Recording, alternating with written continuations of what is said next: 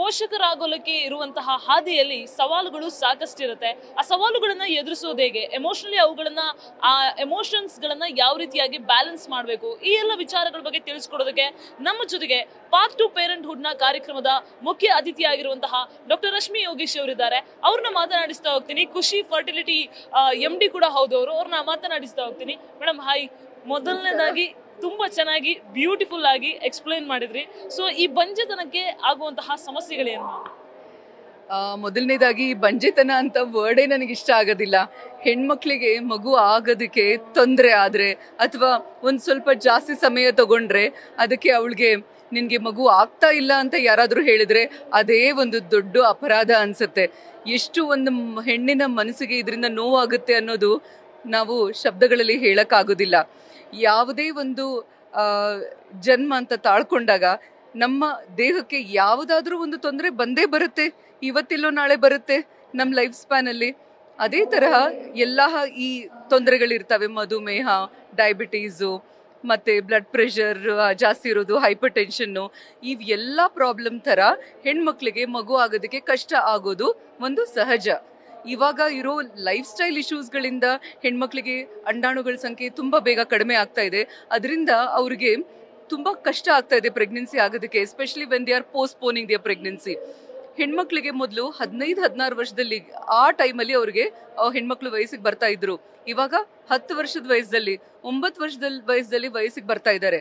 ಕೆಲವೊಂದ್ಸತಿ ನಾವು ಕೆಲವೊಂದು ಇಂಜೆಕ್ಷನ್ಸ್ನ ಕೊಟ್ಟು ಈ ವಯಸ್ಸಿಗೆ ಬಂದಿರೋ ಹುಡುಗಿಯರಿಗೆ ಅವರ ಎಗ್ ರಿಸರ್ವ್ ಇನ್ನೂ ಸ್ವಲ್ಪ ಚೆನ್ನಾಗಿರ್ಬೇಕು ಅಂತ ಕೆಲವೊಂದು GnRH ಎಗಾನಿಸ್ಟ್ ಇಂಜೆಕ್ಷನ್ನ ಮಂತ್ಲಿ ಒನ್ಸ್ ಕೊಟ್ಟು ಅವರ ಪೀರಿಯಡ್ಸ್ ಸ್ಟಾರ್ಟ್ ಆಗೋದನ್ನ ಡಿಲೇ ಕೂಡ ಮಾಡ್ತಾ ಇದ್ದೀವಿ. ಇಂಥ ಪರಿಸ್ಥಿತಿಗೆ ನಾವು ಯಾಕೆ ಬಂದಿದ್ದೀವಿ ಅಂತ ಹೇಳಬೇಕಾದ್ರೆ it is because of our lifestyle. Our lifestyle ಅನ್ನೋದಕ್ಕೆ westernization of an Indian lifestyle. ನಮ್ಮ ಇಂಡಿಯನ್ ಹೆಣ್ಮಕ್ಳು ಯಾವ ಊಟ ತಿನ್ನಬೇಕು, ಯಾವ ಥರ ಇರಬೇಕು, ಅದೇ ಥರ ಇದ್ದರೆ ಅದು ನಮ್ಮ ಜೀನ್ಸ್ಗೆ ಸೂಟ್ ಆಗುತ್ತೆ. ವೆಸ್ಟರ್ನ್ ಹೆಣ್ಮಕ್ಳು ಆಲ್ಕೋಹಾಲ್ ತಗೋಬಹುದು, ಸಿಗರೆಟ್ ಸ್ಮೋಕ್ ಮಾಡಬಹುದು, ಆದರೆ ಅದರಿಂದ ಅವ್ರಿಗೆ ಅಷ್ಟು ಬೇಗ ಎಗ್ ರಿಸರ್ವ್ ಕಡಿಮೆ ಆಗೋದಿಲ್ಲ. ಅವ್ರ ಜೀನ್ಸ್ಗೆ ಅದು ಸೂಟ್ ಆಗುತ್ತೆ. ನಮ್ಮ ಇಂಡಿಯನ್ ಹೆಣ್ಮಕ್ಳಿಗೆ ಆಲ್ಕೋಹಾಲ್ ತಗೊಳ್ಳೋದಾಗ್ಲಿ, ಸಿಗರೆಟ್ ಸೇದೋದಾಗ್ಲಿ ಅದು ನಮ್ಮ ಜೀನ್ಸ್ಗೆ ಸೂಟ್ ಆಗೋದಿಲ್ಲ. ಇದರಿಂದ cigarette smoking is one of the most important cause for reduced ovarian reserve. Every girl should understand this. ಒಂದು ಪಬ್ಗೆ ಹೋಗ್ಬಿಟ್ಟು ಆಲ್ಕೋಹಾಲ್ ತಗೊಂಡು ಸಿಗರೆಟ್ನ ಸ್ಮೋಕ್ ಮಾಡಿಬಿಟ್ರೆ ಅವರು ಮಾಡರ್ನ್ ಆಗೋದಿಲ್ಲ. Modern in their way of thinking is required, but not showing this as modern, because it is not suiting us and it is not doing any help to us. You will not believe cosmetics, nail polish, hair color, all of these are doing harm, because of which their ovarian reserve or egg reserve is coming down. ಇದನ್ನ ಅರ್ಥ ಮಾಡ್ಕೊಳ್ಳೋದು ಅತಿ ಮುಖ್ಯ. ಹೆಣ್ಣು ಮಕ್ಕಳು ಚಿಕ್ಕ ವಯಸ್ಸಿನಿಂದನೇ ಇದನ್ನೆಲ್ಲ ಅರ್ಥ ಮಾಡ್ಕೊಂಡ್ರೇನೆ ನಮಗೆ ಈ ಹೆಣ್ಮಕ್ಳು ಬೇಗ ವಯಸ್ಸಿಗೆ ಬರೋದನ್ನ ನಾವು ತಡೆ ಹಿಡಿಬೋದು. ಏನಕ್ಕಂದ್ರೆ ಹೆಣ್ಮಕ್ಳು they are born with a fix number of oocytes. ಇವತ್ತು ನಮಗೆ ಇಷ್ಟು ಎಕ್ಸ್ ಇದೆ ಅಂತಂದ್ರೆ ನಮ್ಮ ಇಡೀ ಜೀವಮಾನಕ್ಕೆ ಅಷ್ಟೇ ಎಕ್ಸು. ಬೇಗ ಮುಟ್ಟು ಸ್ಟಾರ್ಟ್ ಆಗಿಬಿಟ್ರೆ ಬೇಗ ಮುಟ್ಟು ನಿಂತು ಹೋಗುತ್ತೆ. ಬೇಗ ಮುಟ್ಟು ಸ್ಟಾರ್ಟ್ ಆದ್ರೆ ಮಗು ಬೇಕು ಅಂತ ಆಸೆ ಇರೋರು ಬೇಗ ಮಗು ಮಾಡ್ಕೊಳ್ಬೇಕು ಅಂತ ಅರ್ಥ ಮಾಡ್ಕೊಳ್ಳೋ ಸಮಯ ಇದು. ಹೆಣ್ಣು ಮಕ್ಕಳಿಗೆ ಈ ನಾಲೆಜ್ ಕೊಡೋದೇ ನಮ್ಮ ಕರ್ತವ್ಯ. Path to Parenthood. This is a very, very good initiative with which we are trying to tell the world that taking treatment for infertility or subfertility is nothing but path to parenthood. You're actually walking towards a good cause. You're trying to have a child. There is nothing to hide. There is nothing to feel bad that you're entering into a fertility center. You are doing something good. You're trying to create a family. And what is wrong in trying to create a family? You can create a family with your own eggs and sperms, so why not go ahead? And we have so many advancements nowadays.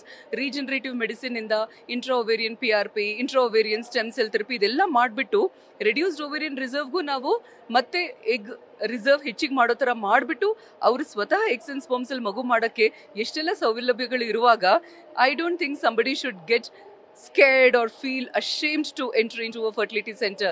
It's my right to have a child, and if I want to do something for myself, why should I hesitate? ಈ modern thinking ಬರಬೇಕೇ ಹೊರತು ಬೇರೆ modern methods should not come into their minds. Ma'am ನಿಮ್ಮ ಮಾತನ್ನ ಕೇಳ್ತಾ ಇದ್ರೆ ಕೇಳ್ತಾನೆ ಇರೋಣ ಅನ್ಸುತ್ತೆ. ಬಟ್ ನಂದು ಇನ್ನೊಂದು ಕ್ವಶನ್ ಇದೆ. ನೀವು ಮಾತಾಡ್ಬೇಕಾದ್ರೆ ಮೆನ್ಷನ್ ಮಾಡಿದ್ರಿ ಕುಡಿಯೋದ್ರಿಂದಾಗ್ಲಿ, ಸಿಗರೇಟ್ ಸೇದೋದ್ರಿಂದಾಗ್ಲಿ ಅಥವಾ ಕಾಸ್ಮೆಟಿಕ್ಸ್ ಇಂದಾಗ್ಲಿ ಇವೆಲ್ಲವೂ ಕೂಡ ಇನ್ಫರ್ಟಿಲಿಟಿಗೆ ಲೀಡ್ ಮಾಡುತ್ತೆ ಅಂತ.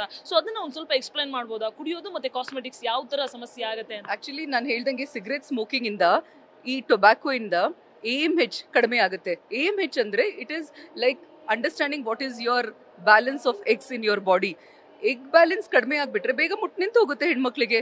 ಈ ಎಗ್ ಡಿಸ್ಟ್ರಕ್ಷನ್ ಆಗೋದೇ ಸಿಗರೇಟ್ ಸ್ಮೋಕ್ ಇಂದ. That is why the first thing and the first request to all the ladies out here is please don't smoke. If you are an Indian, please don't smoke because it's not going well with your genes. Egg ರಿಸರ್ವ್ನ ಕಾಪಾಡ್ಕೊಳ್ಳೋದು ಬಹಳ ಮುಖ್ಯ. ಅದು most important thing. ಎರಡನೇದಾಗಿ ಕೆಲವೊಂದ್ಸತಿ ಕೆಲವೊಬ್ರು ಹೆಣ್ಮಕ್ಳು ಆಲ್ಕೋಹಾಲ್ನ ಒಂದು stress buster ತರ treat ಮಾಡ್ತಾರೆ. But it is not the thing. ಮೊದಲಿನ ಕಾಲದಿಂದ ನಮ್ಮ ಹೆಣ್ಮಕ್ಳು whenever they have been stressed, ಅವ್ರು ಮಾಡಿರೋದೇನು ದೇವಸ್ಥಾನಕ್ಕೆ ಹೋಗಿ ಪೂಜೆ ಮಾಡೋದು ಆ್ಯಂಡ್ ಟಾಕಿಂಗ್ ಟು ಪೀಪಲ್. ಇವೆರಡೂ is there imbibed in us. That is why we are now telling people, ಮೊದಲಿನ ಥರ ನಾವು ದೇವಸ್ಥಾನದಲ್ಲಿ ಹೋಗಿ ಕೂತು ಪೂಜಾರಿಗಳ ಜೊತೆಗೆ ಮಾತಾಡೋಕೆ ಆಗದೇ ಇದ್ರೆ, ಇವಾಗಿನ ಜನ್ರೇಷನಲ್ಲಿ you should start meditating and you should start connecting yourself with God, and you should try and talk to counselors. There is nothing wrong in going and approaching a counselor. ತುಂಬಾ ಜನ ಹೆಣ್ಮಕ್ಳು ಇವಾಗ ಏನ್ ಮಾಡ್ತಾರೆ, they don't want to share their problems with anybody because they are all independent, they are working, they are financially independent. ಅವರಲ್ಲಿರೋ negative points na ಅಥವಾ what they are going through, they don't want to expose and tell others. At the same time, they should also realize that there is nothing wrong in going and talking to a counselor, telling what they feel to a counselor who can give them the confidence.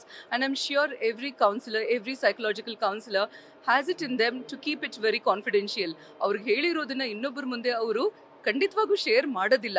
ಇದನ್ನ ಅರ್ಥ ಮಾಡಿಕೊಂಡು counselling ಅನ್ನೋದನ್ನ accept ಮಾಡ್ಕೊಳ್ಳೋದು ಬಹಳ ಮುಖ್ಯ. ಇದರಿಂದ stress levels ಕಮ್ಮಿ ಆಗುತ್ತೆ. ಇವತ್ತಿನ ಜನರೇಷನ್ನಲ್ಲಿ depression rates are very high. The incidence of suicides have increased so much. ಇದನ್ನೆಲ್ಲ ತಡೆ ಹಿಡಿಬೇಕು ಅಂತಂದ್ರೆ psychological counseling should be given the utmost importance, and I think programs like Path to Parenthood will make every couple realize that going to a fertility center, taking help from psychologists and counselors is something which is very natural and there is nothing wrong in doing it. I feel these are the most important things that have to be focused on in today's date. Thank you so much. ತುಂಬಾ ಚೆನ್ನಾಗಿ ಮಾತಾಡಿದ್ರಿ. Thank you so much. Thanks for the opportunity. And yes, people, check your fertility score. Try and understand where you stand in this, whether your ovarian reserve is good and your sperm counts are good, and then only postpone the pregnancy. Think about conception before contraception. This is one message to everybody. And my talk will not be complete if I have not addressed on a very, very important topic. The important topic is erectile dysfunction. ಇವತ್ತಿನ ಜನರೇಷನಲ್ಲಿ because of the stress men go through for the kind of work they do, and because of the targets they have in their professional life, and because of inability to face multifaceted challenges in their life, they have problems with erection, and this is something which is not talked about. Erectile dysfunction is common, but people don't know that it is common because it cannot be openly spoken.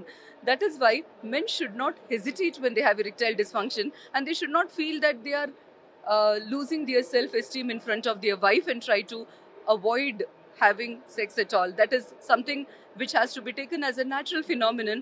Try to work towards it by doing things like regular exercises. You can take medical help. Try and understand. Sometimes diabetes is a very important cause for erectile dysfunction. People are not aware of this.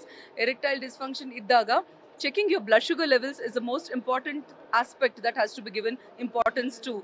That is why seeing a doctor in such situations will make things easier. ಇದು ಒಂದೇ ಒಂದು factor ಇರೋದಕ್ಕೆ ಹೆಣ್ಮಕ್ಳನ್ನ ಹಾಸ್ಪಿಟಲ್ಗೆ ಕರ್ಕೊಂಡು ಹೋಗ್ಲಾರ್ದೇ ಇದ್ದು ತುಂಬಾ ಸಮಯ ಆದ್ಮೇಲೆ ಹೆಣ್ಮಕ್ಳನ್ನ ಹಾಸ್ಪಿಟಲ್ ಕರ್ಕೊಂಡು ಹೋಗಿ ನಮಗೆ ಮಗು ಬೇಕು ಅಂತ ಕೇಳಿದಾಗ ಹೆಣ್ಮಕ್ಳ ವಯಸ್ಸು ಮೀರಿ ಹೋಗ್ಬಿಡುತ್ತೆ. ಆದ್ರಿಂದ ಇದೆಲ್ಲ ಪ್ರಾಬ್ಲಮ್ಸ್ನ ಒಂದು ಕಾಮನ್ ಸಿಚುವೇಶನ್ ಅಂತ ಅನ್ಕೊಂಡು trying to shun the ego and going ahead for treatments is something very, very important. And I thought if I don't talk about this, it will not be complete. Thank you. So ಇದಿಷ್ಟು doctor Rashmi ಅವರು news first ಗೆ ಹೇಳ್ತಾ ಇರುವಂತಹ ಮಾಹಿತಿ. ಅಂದ್ರೆ ಕೇಳಿದ್ರಲ್ಲ, stress ಅಂತ cigarette ಸೇದಬಾರ್ದು, fashion ಅಂತ ಕುಡಿಯೋಕೆ ಹೋಗ್ಬಾರ್ದು. ಇವೆಲ್ಲವನ್ನ ಮಾಡ್ಕೊಂಡ್ರೆ ಅಂದ್ರೆ ನಮ್ಮ ಲೈಫ್ ಸ್ಟೈಲ್ ನ ಬೇರೆಯವ್ರಿಗೋಸ್ಕರ ಅಥವಾ ಯಾರೋ ನೋಡ್ತಾರೆ ಅಂತ ಚೇಂಜ್ ಮಾಡ್ಕೊಳಕ್ ಹೋದ್ರೆ ಅದು ಕೂಡ ಮುಂದಿನ ದಿನಗಳಲ್ಲಿ ಸಮಸ್ಯೆ ಆಗುವಂತಹ ಸಾಧ್ಯತೆ ಇದೆ ಅನ್ನುವಂತಹ ಮಾಹಿತಿಯನ್ನ ಡಾಕ್ಟರ್ ರಶ್ಮಿ ಅವರು ನ್ಯೂಸ್ ಫಸ್ಟ್ ಜೊತೆಗೆ ಹಂಚ್ಕೊಳ್ತಾ ಇದ್ರು. ಕ್ಯಾಮರಾಮನ್ ಚಂದ್ರೇಶ್ ಜೊತೆ Pragati Shetty, News First Bengaluru. News First ನಿರ್ಭೀತಿಯಿಂದ ನಿಮ್ಮ ಪರವಾಗಿ.